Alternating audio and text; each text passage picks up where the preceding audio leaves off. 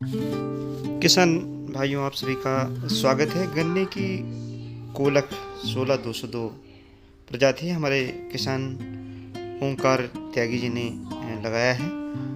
इस वैरायटी को अगर आप देखेंगे तो इसकी टिलरिंग बहुत अच्छी है। जमाव यानी जर्मिनेशन की अगर हम बात करें, जल्दी होता है और ज़्यादा होता है। गन्ने की मोटाई अच्छी है। पत्तियों की चौड़ाई जैसे 238 की उस तरीके से लगती है। अगर इस वैरायटी को कहीं पर आप देखेंगे 13235 और 14201 के साथ लगी हो या 15023 के साथ में, इसकी लंबाई उन सभी प्रजातियों से ज़्यादा। ये गन्ना अप्रैल का लगाया हुआ है, 29 अप्रैल का। इसके बावजूद भी आप देखें तो लंबाई बहुत अच्छी हो गई है।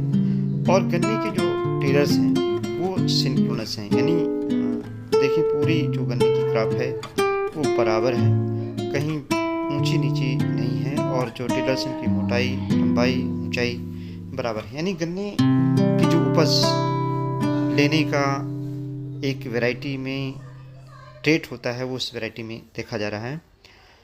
अभी हमारे पास जो वैरायटी थी CO0238, लेकिन इस गन्ना प्रजाति में रेड राट बहुत एरिया में आया हुआ है। साथ ही में पोका बोइंग बीमारी लगती है, जिससे गन्ने की पत्तियां छोटी हो जाती हैं, गन्ने का अगोला छोटा हो जाता है और बाद में गन्ने का अगोला सूख जाता है, जिससे बढ़वार इसकी रुक जाती है।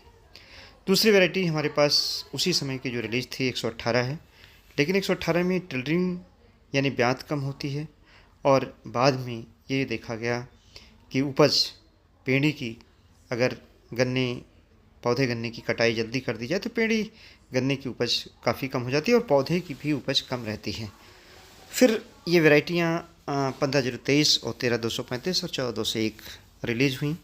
लेकिन 14201 ऐसी प्रजाति है जिसकी बढ़वार अगर अप्रैल के महीने में, मार्च के महीने में लगाया गया तो बढ़वार ज़रा से भी, अगर खेत आपका लाइट फर्टिलिटी का है तो नहीं हो पाती है। और अक्टूबर में अगर इस वैरायटी को लगाते हैं तो ठीक चलती है, सितंबर में लगाते हैं ठीक चलती है, लेकिन अगर हमने लेट लगाया 14201 को तो नहीं चल पाती है। 13235 में स्मट देखा जा रहा है और साथ ही में 13235 में स्प्राउटिंग होने की संभावना रहती है।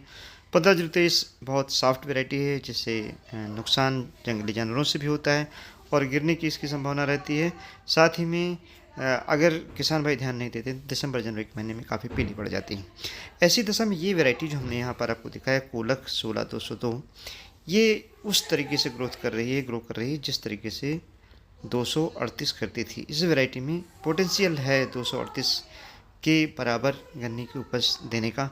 हम समय समय पर इस वैरायटी की परफॉर्मेंस के बारे में आपको बताते रहेंगे, इस उद्देश्य से कि इस वैरायटी का भी बीज ले करके और आप चाहे 4 लाइन लगाएं, कुछ बीज अवश्य डेवलप करें, अच्छी वैरायटी हो सकती है।